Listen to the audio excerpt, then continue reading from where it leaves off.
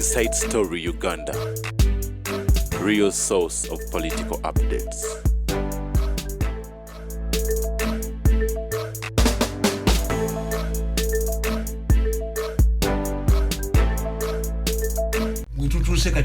Beba president wivudeko. No betondere ne muhozi omuvuma. Betondere ne muhozi. Beba badde hayi. Okumuvuma. Kakati ye Museveni yeche yabakoze. Kiruwa. Asola banga abana bo bakayani obusika basimbe mu muzukulu. Ate mwete mutegera system ndiji wanyonyololala. Ebintu byonna ebivamu omuntu omusika no musaka musanses. Museveni yabidisimifying. Why? Bugondi njerere obwa president wali abasika bali prime minister Sokoine non foreign affairs.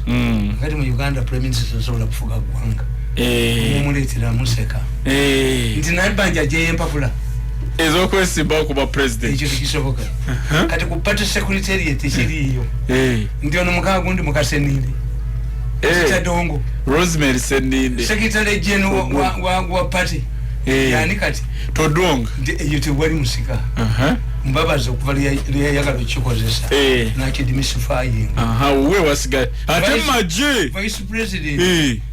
Au yotate sebwana hu. Vice president Jessica Lupo. Uti wali musika.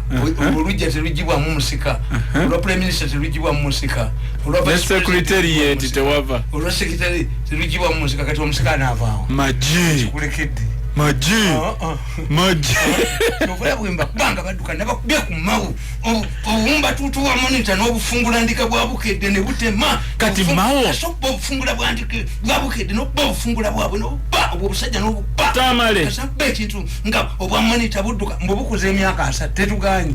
Mukuze emyaka 3 ye monitor je mwatandika. Ne Tamale. Monitor je mwatandika ndika ne mwakitonda mwaka kani. Mawo transition jayogerako anaji sobolo jireta one national dialogue. Chechibuzo wechiria. Ndisi minkuboli. Lwakitagireta. Atia. Chanjaulo chichaina. Constitution ya Uganda ya kugambako. Kubanga mawu mukolete. What you don't know. If some MPs, if some parties cannot come to iPod, but they go to this inter-party wound. Inter-party dialogue. Mugwe mu national gundi dialogue. Ye gundi kulembea prime minister. Abengo bakubira Museveni wali awo. Museveni yesibirayo. Bagamba nti abagala okuzaawo regional government banazizanga district ezagala okwegatta. Ne bagamba nti eza Buganda zinaba zidde mu Trap United. Force into a union. That's what Kamuswaga is fighting you. Was not a part of this. 2. Nebaga nti headquarters za Buganda gundi region Mengo. If this is not state, nzinabanga Mengo. Awe bamukwatira. Kasama bachigane Mengo. Okay. Kakati, where is a constitutional requirement that to know that the transition is moving very well? The so and so much started. Temuli mu constitutional provision. Choka ku transition no bayino bibamu. Terimu. Kati mawo mugambo tanti abamba jagano kujja bagani. Ali do they hold the veto? Where you don't hold the veto, you cannot blackmail anything. Paralyze. Kakati nakalala. Parliament twalabye nga eyisa obuwumbi 207 okugula shares mu Roko. Nga tebagobedde na mateka Roko lwaki bannayo. Ekintu ekyo. Ebyo sabitegedde. Yabajja Swiss omu mujama. Kakati what do you have? Abali omusajja mu bagenda ne bamugamba. Mugagga. Tisheke wakugawa walozya. Naita mu mwanyi na pamba. Naga kangende mfumu kemishinde ngampita mu musiri gwe mwanyi. Nange ngakawali yadda talina. What you have been attracted to local because local has financial prudence. Don't stop at local alone. Indula na mujigabe. Mujifuni competitive people. Yunra. You are attracted to where? To local because local enough financial. Nemwete muswala ko nti local mwaji mu mulimo kuzimba wakaza house muji walu kunema lo baba muri kwa mleta local. Yes. It exposes you. Na ye. One more question, Tamale. Museveni kyali ko kimanyi. era anyiga bano kubajjako sosi ya money kuba shares za loko bali bazitunda sente ntono naye bani abazongeza overnight atono we mutiyeni ani yabayodde nadduka aluwa tena kawalo kuva Kenya olwayodde sente mu shares nadduka yadduse sente zagenze South Africa natema Kibirango ng'alema okukwata kwoyo Kibirango you failed to control the same man who floated shares ezaliko fixed fund namalo kunganya sente nadduka nabaleza mu Kenya wanakana akawala okwata kuzange Kibirango simuzimbye njo kakati Tamale akasembayo let these people put money on my account today nzitane revenue ne Kibirango bwe kiba ngabali revenue bajazije akati bo bagatteko mucha billion 10 bwe tukalichuleti ng'omusolo wa billion meka nako bakugatteko nze zange ngabwe ziri nze ekisembayo gyendi Tamale bwetunulira kino ensonga eya Uganda bwetunulira eno ensonga eya eneeyise y'aba panelist aba government ennaku zino temukyagambwako ofuna oponde engeri gyalumbye mu lukwago kweni BS Ofono mumanyi mugezi I respect him Ofono mugezi kati having outsmarted them bamuletera ebintu ebyo to provoke him ajadictating yesasulire program eyiye like me nzembera mugundi mukayola ndibetinga n'omuntu atasoma political science ndibetinga n'omuntu ku economics atasoma ka economics nze mimbali mbeera yonzeka emimbali obeera yasinga okusoma yabeera emimbali tuwa masheke bwe kiri era yasinga okusoma yabeera emimbali kati mumudidde emimbali pano mugitaddemu namutaddeko ne munnamateeka bwasoya ebibuuzo nabekibeera nabajuzo gwe nedda programu yange tebeera mubajuzo gwe wasoma diguri mu sharia bakuteeke n'owaya saluna n'owejjuzwemu waliwo programu nze nasitulamu moderator gwe nsitulamu nze nenjisigalako kubanga bondeeta moderator we ask questions tumanyi naye mumukkiriza nti ofona omusajja mugezi nnyo agiveemu alaba obatefa waliwo ne matembero lyamugamba yamala okuliriza nalika gwaliko mu ministry wakola munki ya integrity mugimanyi Matembe yali ministry ya integrity yakola munki kola person yamukwatako Matembe defended the stealing of money to buy helicopters kati nga nkusibula ngubuli kyamugamba mbo are we safe? Does this man have an underpants? Chamugamba. That was below the belt. Even if I don't have an underpants, even if I see you naked bearing, I have no appetite for ugly women like you.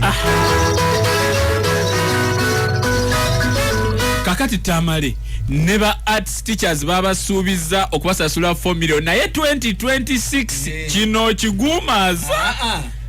Bana bali ku muchere bali balinde emyaka 5 bali eppirawo Catherine Bitara kwate bwe yagambye badira ne bateeka abasomesa mu unatu yaabwe ne babongeza sente nga unatu bagitemako 20% era unatu yasirika if Museveni moves against unatu n'ababuuza accountability basula Nairobi so the money Museveni is closing the loopholes of money. That's why the people who referred to me as a beggar, I've seen them begging before this Canadian yesterday, just them away. Kusibudde naye nga sinna kusibula obululu engeri gye mubuwangula mutematiza akesoroti omoro kayunga baga nti NRM ya losing anga by election kati ekozesa maanyi party can lose a by election. Okay. Why? Because all of the devils of government converge in one place. Kakati really analysis in the but what is important? You can rape a woman and impregnate her. Na yoga mwa raping of rapings. Mu politics, tuinache tuita morals, morally, ne winner. Kakati oyizo okugacha wala bakugamba nti a government in exile. Bayizo okuga nti parliament ya Somalia very Kenya for a long time. They recognize government ngatiriyo kitwa kijja mushi tuweze kubeera ne MP ngataina support y'abantu ankuboza tukisensico Romania yawangula 99%. Waite miezi 7 nebemuluga tewali Habyarimana yawangula Noah Egypt zana kuizana abo bonna balagwa Habyarimana nga bamutwala bazana kuizana tebali. What is important when you rape and you look after the baby omukazi ayinza okubeera ko n'attitude endala Bobo obululu bakolere kati waikisajja kyankwata bukwasa ekijanja by'omwana kisinga oli eyasooka wenafuulwa talabika statement eri ntino bobo obululu bakolere bye killing of people and extracting their organs international campaign yansi yonna kakati bo bayina omusajja oyamulana gwe bakwata eyali abitunda naye nga sosa ibijjawa wano kakati oboyo bamuwa ekibonerezo kya myaka 7 mu kkomera ne fine ya millions of $5 ye nga agent w'abano kakati olowooza boba n'abawa kibonerezo ki bonga bo kyobalaga oyo mwenda mugezi mwenda yatula nabo mu meeting nga mulaba n'abagamba before I enter this trade I must know am I a supplier, am I a middleman, or am I a consumer? I don't say any role. I will give you advice. Talimu si supply yemu wa mugezi taina wali eraba fezo kamala yego batumoko okubanja tekalimu kasajja kagezi nakalaba kabuuza am I going to be a supplier, a middleman, or a consumer? Ngankalaba kakati musabiri bwa mazoba zinga keyo bakudo otero kumuwozi abalecha muwozi bwati ne bavayo balwane they cannot compromise with him either I know okugamba nti fenna tubaveko they had even proposed a sad name nga irira febo nembo yeza mesi ne bagandi ekimu kiveko ekatundya koddala ebi bya busiri bimulimu bali bagala mukoza deke bali nona debali baletewo omula nemba analyzing iro nemba oyo tatunda temukisa na mukamwa bantu bajana kuyika mu lugudu yo ate ngoba wane ne kumagezi samba laba badde mayinti obaleka ne batumira neyo lo ya gundi propose billions leko nabawereza message bagamba let us handle this man legally anobawereza message if you resort to legal I will defeat you why can you come out and katwali wanje okuva to own these voices ekitegeza nsire consider is empty the coffin cannot eat a person scaring plekituka terms tekola naye yatansereko nti singa kalukaddamu kati all the bloggers basobola muwa ne simanyi nti asobola dijayo yes bali mwetisanga talimanyi maybe yayina obuchayi ku bantu abamundoza abamuvumira kuki ku social media nakagamba letereki eteka kati bane bamutegeera nti politikani ali injadi ngatamanyi iyo intention ya ate kye basoko kola kunzirukako bategeera njamubulira okay ngato kiwumba what has Museveni done has effectively denied these people resources baba dibabira sente monna because these idiots in the new vision these idiots in the newspapers they don't remember what they said yesterday in the president released 500 billion shillings to help schools to solve their own problems atwakava mu covid nabagamba nti mutuwa allocations eyamasomero ago so that this problem does not come in the future kakati kakasajja gwako new vision so kibadde muki mugwagwa kyakubye oba monitor schools are going to be closed ate where did you use Museveni's 500 billion bili muki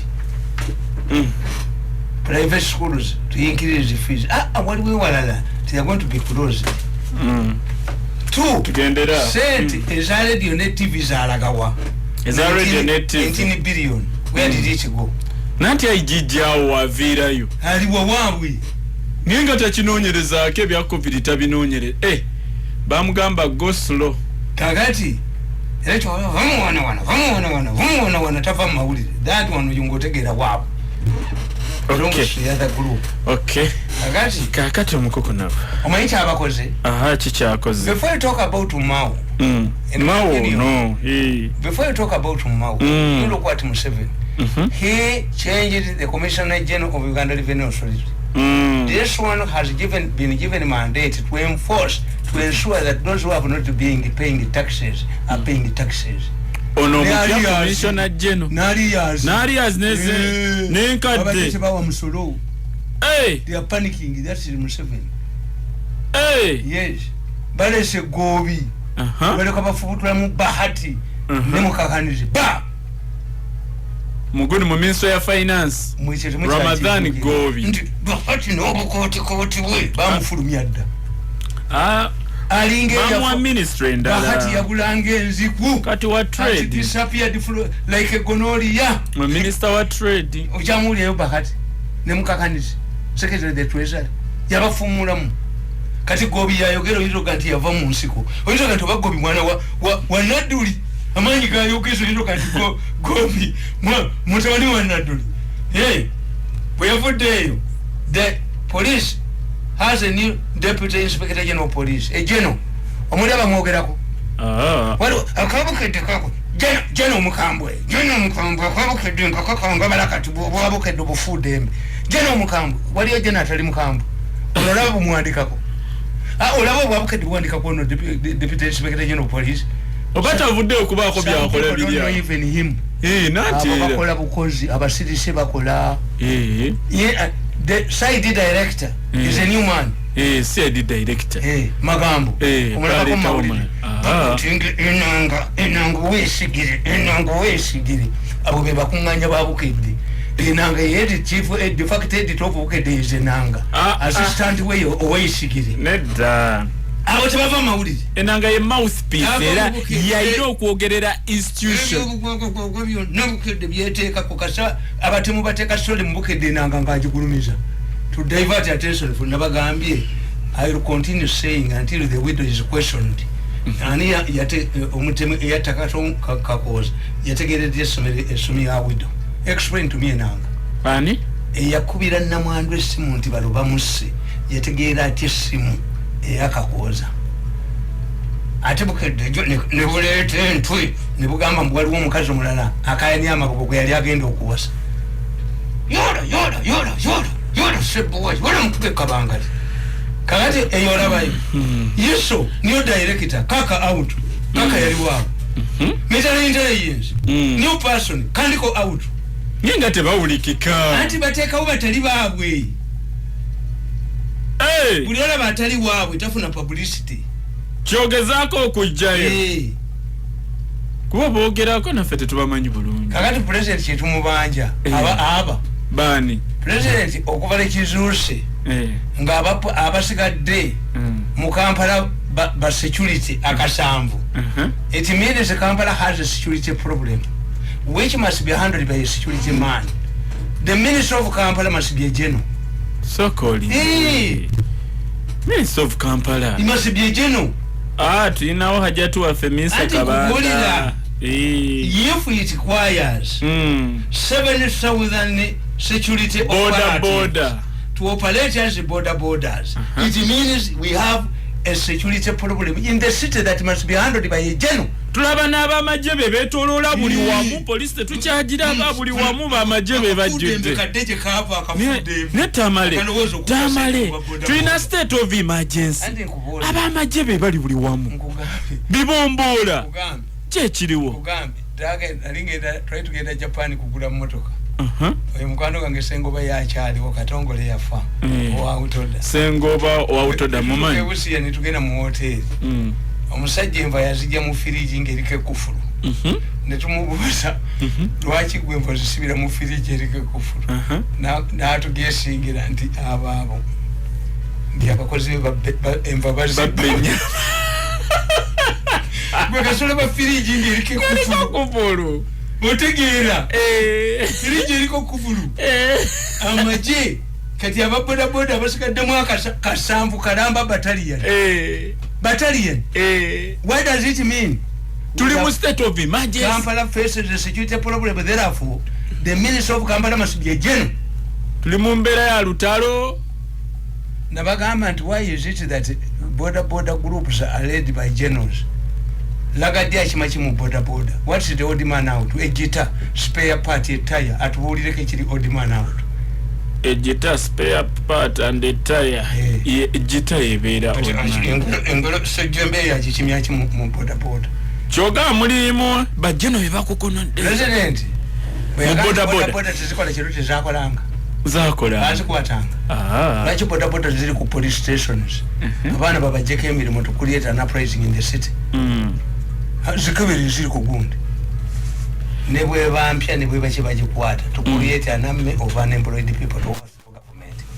Kakati Tamale. Kakati umuntu omulafu president kutumwagaza omulala. Governor wa Bank of Uganda. Because you wouldn't be sending this money in vans. Nti parish development funds tizina banka mweziva. Why are people scared of banks? Which country are you going to have that has no banks? National Security Fund is transforming itself into a bank. Mobile companies, phone companies are transforming themselves into banks. Can you tell me which country are you building without banks? Because all the banks are going to collapse. Why? Because akakazi kabugulu humani akalinga kulu akakazi akukasula banka zonna ani asula banka nikali gentwe kali kafudde n'entunga ogamba mchala bajenda tubasabira obwo buwangale butuke wali emeso wali kapa abantu babuyole bugende mu commission bogerenga ababutuma abasu ekibinja ti company ya banga assets mu bank yabavuka b'emengo eya banga ki assets mu bank anti bank bazagwanga nga asset bazibba nabati ruko ati stories bank nesudiru tiyali nchayi sudiru na rwani ya banka yenga abayade dipepa bamukuba zijokera wa walawe ndi embaka ya mwalawe yasude bank nembaka ndi bana akatabo nga ali mukusika frying pan bwazi nembaka bana neba kibachi amataka kapate kasula mugagga sudiru nakola nembaka ya mutabani bo mulala nabakwati ku kigambo kimu kiruwa embaka banka ya sudiru baji wali receiver tebaji wali liquidator kati kyotegeeza twetaaga governor wa Bank of Uganda omupya atayina biragiro gyabijja okutako nga birajja wa Museveni kuba bano bonna olaba ba loyalists bano bonna ba loyalists nti magambo loyalist this inspector general police deputy loyalist wali revenue authority loyalist military police yebiragira abijjawa wa mukamawe iso yes asinza katonda ki era amwagalira ddala inokubanga asinza katonda ki era nga amwagalira ddala yabijja wa Museveni kubanga banka zigudde what is shameful nti Greenland Bank Dar es Salaam was operational solvent Greenland Bank Zanzibar solvent Rwanda Greenland Bank Nairobi solvent yawano yeyagwa yawano why lwaki kyali kiva mu Central Bank katuntu n'abakuli recommendations to amend the law that Africa gomena ateka ye najja kubasuula tebagambwako kakati tubuzaye dakiika ntono tuvewa dakiika nga 8 Crane Bank yawangula ebirabo eby'eggwanga lyonna buli mu kibuga inamu office ekwetya Crane Bank ekwetya but ya assets zaino bas transforming amweli understand budgetani DFC chovala abaji wali receiver ato bafta kuli baji PM enva ato boji umulala waji sumula ziddamu enva yobako account kwali center atero kya abantu bazisanga okay kaka bakolebi kati yo banking system bajisudde kakali kankubuli Tamale nti bana abasajja tebakyayina lugendo why tebakyayina lugendo ina kakati okuva mu 7 rwajewo wa Interpol kitegeeza nti Interpol can pounce on these people abali ku organic case anti ayisise ejja kuyisa ntubeetaaga luli babadde bawoleza ku Zoom nga bekwasa covid kakati okuva yajewo wa Interpol mukwano gwabwe onajja ayinza obba waayo so what am I suggesting to them first of all pay me my money bakwe sente yes kubanga bajisaka emisango jabadde ayogera teri stupid nti gwenze mukwate sente zange account nazibawa bill naba account bill mu banka zange bill nembaga mu mutekako sente zange billion zange 5 president yamba muzitekeko muze mundekererewo kibiranga akwate ku sente zange mu lwaze enjovu azikwate ku nze njagala aba economic bakwate ku sente zange URA musekeko bali bazikwateko bazijeko omusolo balabe aba URA bazikwateko bagana okukwata abalina amagezi gwe tulina kusasula musolo edirwe enjaga ew'omusolo enjaga tewa eno njaga kuba tekkirizibwa eno njaga sente zonjaga eno kimafiya Tamale liveni yasoloza dye kimafiya nedda bolulaba ku sente tulinawo n'ekitongole kya Financial Intelligence Authority abakatuliki bagamba mbu obufumbo bw'abano bufune babatiza abaana abavudde mu bufumbo negative plus negative kiba ki plus negative